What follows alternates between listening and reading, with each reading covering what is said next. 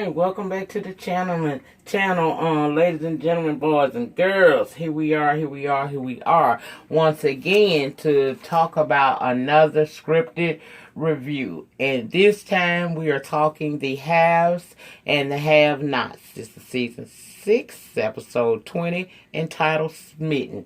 Now, last week I didn't get a chance to come through and holler at a player about what had happened on last week's episode because I was in the hospital. And unfortunately, I went to one of them good Catholic Christian types of hospitals.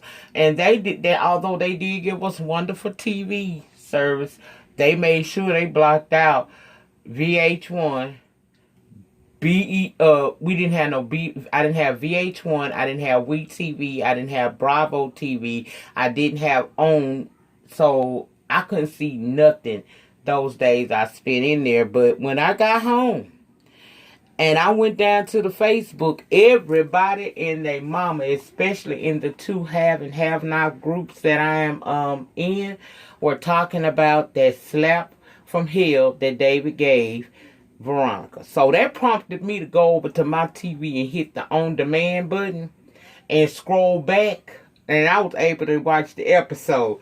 And I'm going to say this. I don't condone violence between, two individuals, especially a man and a woman. But I also don't condone provoking somebody. You cannot continuously pick at a person and pick at a person and pick at a person and think that they not eventually going to come out swinging on your ass. That's just not realistic. Now, we've seen Veronica cheat with Benny in this man's car, try to set him on fire, had Maggie Day killed. She's always belittling him, pushing up on him, acting like he just some punk, that she can just mistreat.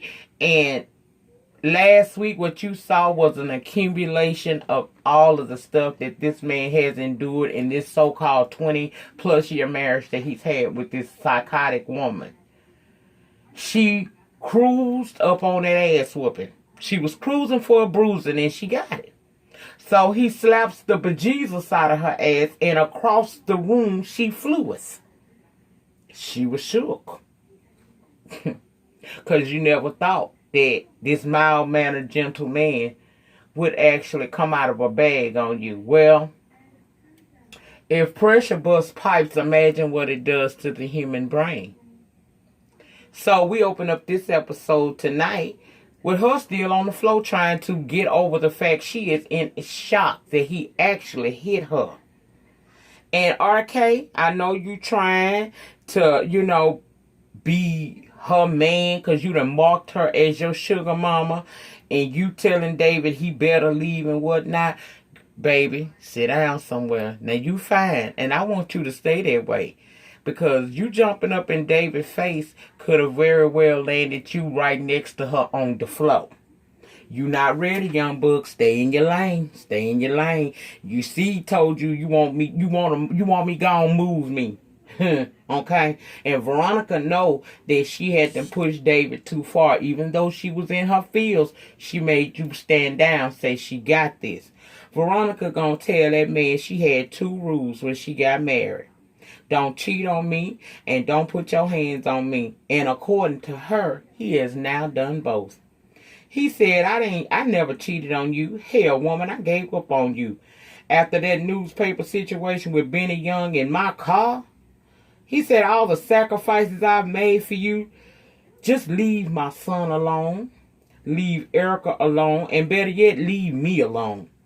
He told her, yes, that was for you, that house, because she kept talking about you better watch your bitch in that house. He said, yes, girl, that was the house that I had bought for you after you burned down our other one. But see, I can't do you no more, and I'm tired. I want you to leave me alone. She's telling him he gonna pay like he waits. She said, he told her, well, shoot your best shot. Then he walked out, and she in a delusional state. This lets you know Veronica not all the way together there. Why is she singing in her head, you gonna regret this? Like, you didn't push him into doing this, girl, bye. Now, RK, baby, again, I know you then called yourself making Veronica your mug, but baby, you better sit down because you steady was jumping up in that man's face, and I hate to see him beat your fine ass, but I'll watch. Veronica singing, "You Gonna Regret This" still, and he asked her, "Is she okay?" And she just started screaming at him to get out, so he leave. And just like a person that is not all together there, she is still tripping, talking about mama, he hit me. Who's she talking to? Who is she talking to, family? Who? Then she goes and get her phone, and I'm like, who she gonna call? The police? I know this heifer ain't finna try to put David in jail. No, baby, she called Derrick, Hannah's new book. And he aggravated and tell her, look, it's late. She said, I don't give a damn, I want numbers. And he told me, what are you talking about? She want numbers to some partners in crime. He said, look, I don't even get down like that no more. I ain't trying to have nothing to do with this. She told him, let me tell you something. I don't care what you don't do no more and what you don't want to do. What you best do is get me some numbers and bring them to my house by in the morning. And she hung up with him. I said, see, still strong arming a man. And she wonder why she around here lonely and depressed and in her feels. I don't care how well you may look on the outside, if that inside ugly and that brain is all screwed up, don't nobody want to deal with that. And it don't take long to detect somebody that's on the edge. And Veronica is clearly on the edge. David makes it to his condo where he finally sees a ransacked apartment. And he immediately thinks Veronica did it. But Jeffrey cleared it up and said Justin did it. And he wanted to know, did he do it before or after you had sex with him? And Jeffrey was confused because he's like, how you know? He told him, your mama told me. David warns Jeffrey. Justin is not going to get no better. He just like Veronica. He said to Jeffrey, you learn this in school. When they verbally abusive and then they become physically abusive, they sick. And most times they not going to change. Child, Jeffrey sitting there saying that he know that, he going to try to do something about it. And unbeknownst to all of us, Justin has made his way to the apartment and is apologizing. Because see, last week, Jeffrey told him to get on. Get out of my face, is what he said. Justin apologizing to David, and David is surprised that he did, and Jeffrey was surprised too, and I was too. Justin said he would pay for all the damages, and David ran into him the cost of that couch, a good $6,000 or $60,000, and then one painting on the wall costed a buku of money too, and Justin admitted that he can't pay all at once, but he will try. David said as much as he doesn't want Justin with his son abusing him, he realized that Jeffrey is grown and Jeffrey has to make his own decisions. So he can't really tell him not to deal with him, but he warns Justin. You met his mama, right? I'm 10 times worse when it comes to protecting my son. And I really want to kind of throw your ass over this balcony out here for how you been doing my son. But I'm going to let Jeffrey handle it. But I warn you, you better get you some help. Because if you mess with my boy the wrong way, hell ain't gonna have no fury. Okay? And I ain't no woman scorned. I'm a man scorned. I've been scorned by his crazy mama, so hurting you will be real easy for me. And then he leave. Justin in there apologizing to Jeffrey. And Jeffrey basically do not care. Then Justin says that he's thinking about seeing a therapist down at the station. And Jeffrey said that is something that he should definitely do.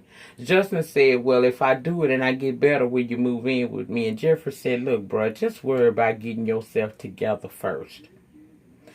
Jeffrey said that he needed to leave after that. And he said, okay. He told Jeffrey that he loved him. And Jeffrey was looking at him like, okay. But he asked him, you're not going to say you love me back? And Jeffrey said, I love you too. And then he left. And see, this is the problem I have with Jeffrey. You keep leading him on by telling him that you know this man is mentally unhinged. But you low-key attracted to that. Just like David was attracted to Veronica crazy ass in all them years. till it got out of hand and he wanted out like now.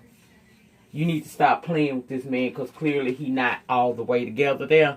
I don't know what you find sexy about that. See, he all the way kind of fucked up if you ask me, because Jeffrey mama ain't together mentally. And we see David got a little crazy in him too. So when you mix all that together in that DNA and they made Jeffrey is throwed off too. I think Jeffrey might be more throwed off than Justin, if you really want to know the truth. Jeffrey just know how to hide it. Justin don't. But he need to stop playing with fire, because somebody gonna get burned.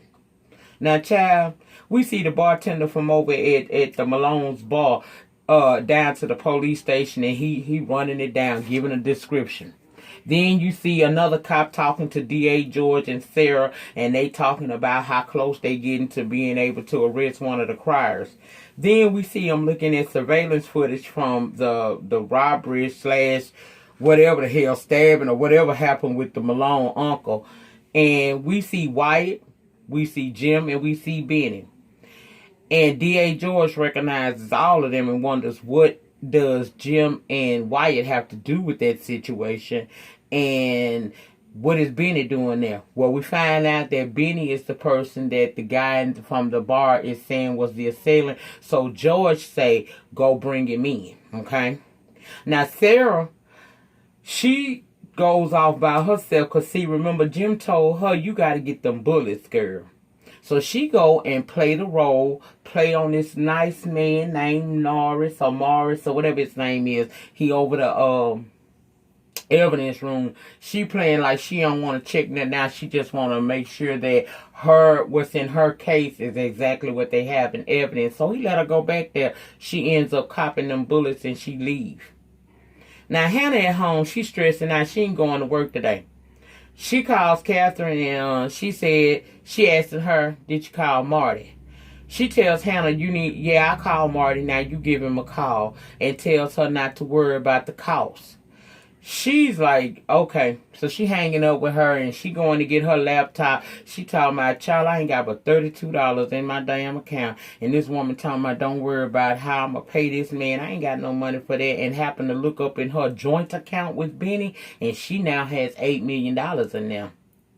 And she automatically thought Catherine did it. And she called Catherine to ask her about it. But Catherine don't answer the phone this time. It goes to voicemail. Jeffrey go over to see Wyatt in the straitjacket with his attitude, and he's basically trying to get him to accept help and get clean again. And Jeffrey is telling him the reason why this is legal for them to have you in here is because you talked about killing yourself.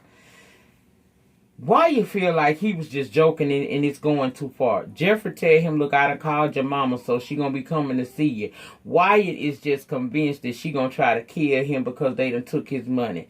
Jeffrey said, no, she's not gonna kill you, and urges him to take advantage of the help this time and get clean and work stuff out with his mama, and he leave him there to ponder that. Wyatt ain't trying to get up out this straitjacket no damn way, because he done seen they done brought Uncle Malone through there, and he hoping like hell Uncle Malone gone and die. But if he don't, he know he's safer in that damn straitjacket in the crazy part of the hospital opposed to being on them streets, because if Uncle Malone come through, he gonna identify Wyatt as the person who attacked him and not Benny. But right now, everything is pointing toward Benny. Okay. So Sarah calls Jim and tells him that she got the bullets and she says she gonna discard of them. He said, hell no, I don't trust you like that. And plus, how would I know that you actually did it? She said, you'll know I did it when the case gets dropped. He said, no, I want you to bring it to me. She don't want to do it, but of course she ain't really got no choice, because he got her by the clit, and she eventually agrees to bringing him those bullets. Now, Veronica is dressed in her devilish red as Derrick comes in with the numbers. And he goes to leave, and she tells him just a minute. And tells him, the next time I call you, I don't care where you are or what you doing. You better make sure that you answer my call and come see what I want, or I'll be calling your parole officer. He told her, let me tell you one thing. You do what you got to do. Because, see, I don't live that life I used to live anymore. He said, you do whatever it is you got to do. Because you know what you trying to do, it might be worth me going back to jail to keep from having any part of this. Because, see, I live a clean life now. You're not going to have me reverting back to where I used to be. But understand this. If you call me again, I ain't got no problem with it. Oh, are you threatening me? He said, I'm a changed man and I'm a better man. But remember what I was in jail for back in the back day. So with that being said, yeah, I threaten you. Uh-huh. Don't call me no more. And he walked out. When he walked out, she told me, I can't wait to call him again. And as he leaving, she calling him a convict ass and who he think he is to threaten her. See, she's still playing games. Veronica gonna come up stinking. She really is. In real life, she would have been stinking. But Tyler Perry need her for this show. And she does bring a certain amount of entertainment to all of us every Tuesday night. But this woman is the epitome of a person who has gone off the deep end. And she ain't got no coos about herself. She ain't got no chill. She thinks she can do everything she want to do and anything to people. And so far in this little small town of Savannah, they've been letting her get away with it. But I think Veronica Day coming. I don't think she gonna die. At least I hope she don't. But she gonna get shook boots real soon. Anyway. Child Hannah at home and Benny telling her to go and go to work because he gonna be fine. She talking about Catherine and put a lot of money into their account and they gonna be able to afford a lawyer now. As she's telling Benny about that, Catherine calls Hannah back because remember she called her but got voicemail. She asking Catherine why did she put that $8 million in their account, and Catherine like, I didn't do that. So now Hannah like, well, who did it? Catherine say, I don't know, but I got an idea. But she tell Hannah, I can't talk right now. I got an idea, but I'm going to call you back, okay? Now, when she got off that phone with Catherine, Benny hearing what she done said,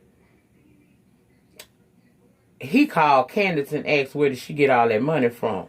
Hannah hear this and she is in the background going completely off, asking him, what did I tell you about that girl? Are y'all both, are you dumb or are you stupid? He said it's a joint account because Candace want to know why she told Hannah. He said it's a joint account. She said, you ain't tell me that. He said, you ain't asked. She said she needed to move the money and she coming over to explain everything but begs him not to let Hannah get near the money. He telling Hannah Candace coming to explain, and Hannah is livid because Benny act like he never learns from his past mistakes, especially dealing with this girl. She has been nothing but trouble for you, and you continuously deal with her. Are you dumb? Are you dumb? I told you, big old beautiful mall, ain't nobody in there shopping. Landon is with Charles and this other man, and I guess they was working on a speech or something. Afterwards, Landon go to get something prepared for Charles, and the other guy gets a chance to talk to him. And the other guy basically telling him, man, let me tell you something, Charles. You better watch him. Charles is oblivious as to why would this dude be telling me this. He said, let me tell you something. Landon is gay. And to our surprise, Charles had no idea. And he said he felt bad because he been talking to the dude about women all this time.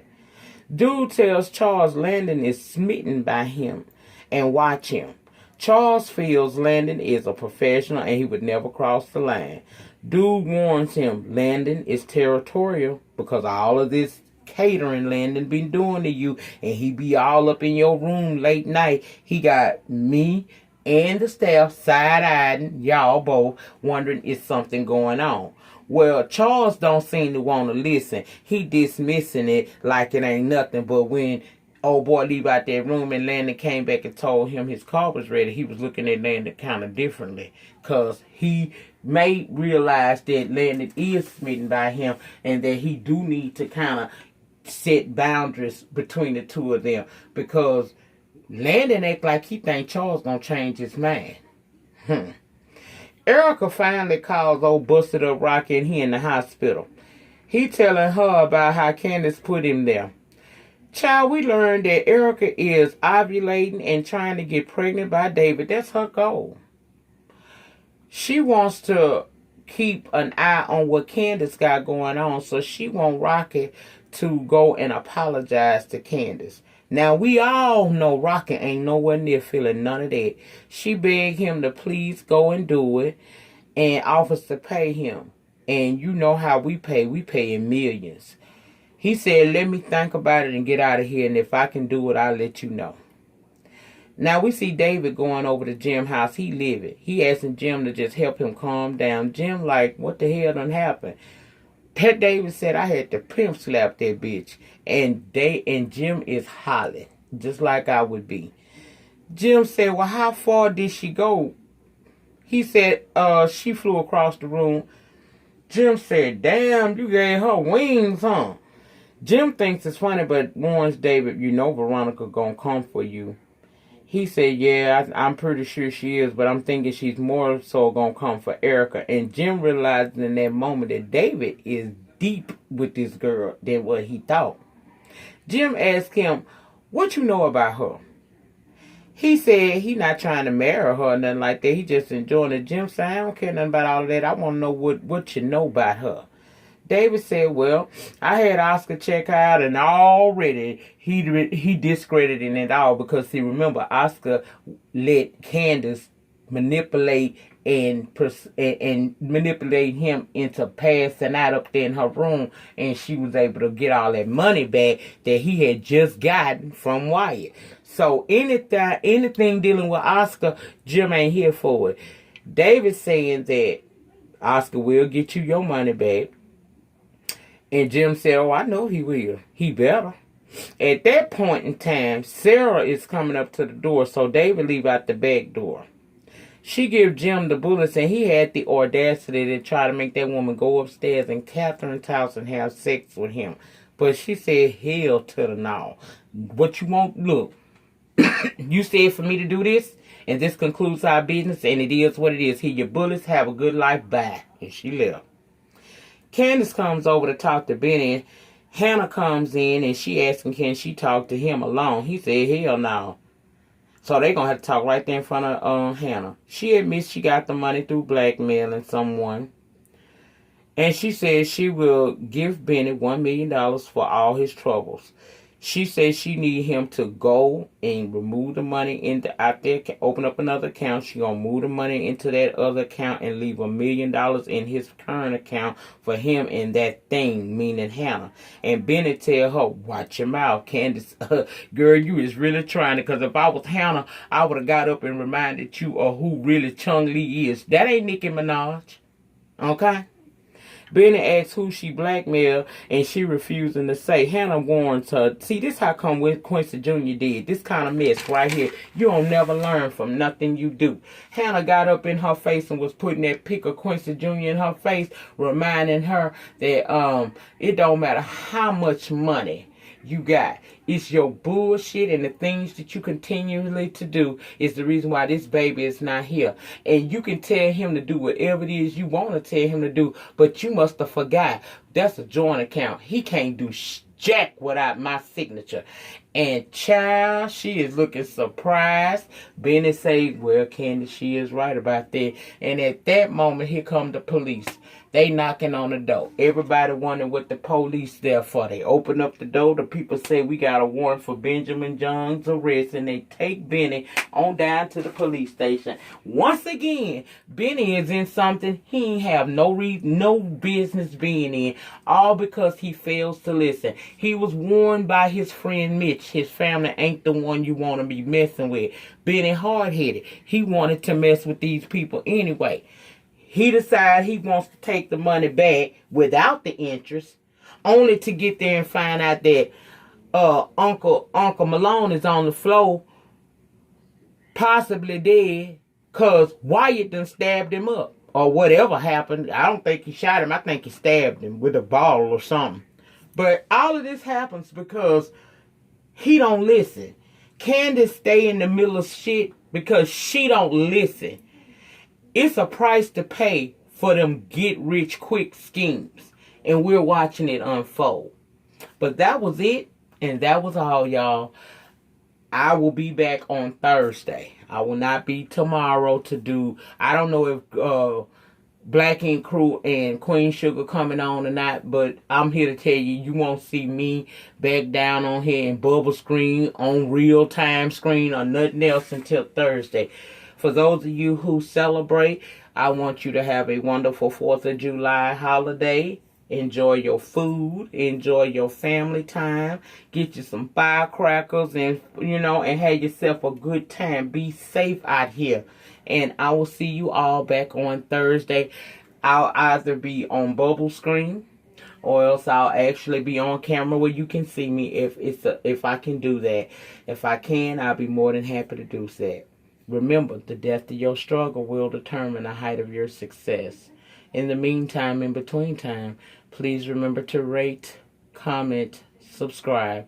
And if you are so inclined to do so, share the video. And I'll see you guys back Thursday. Peace.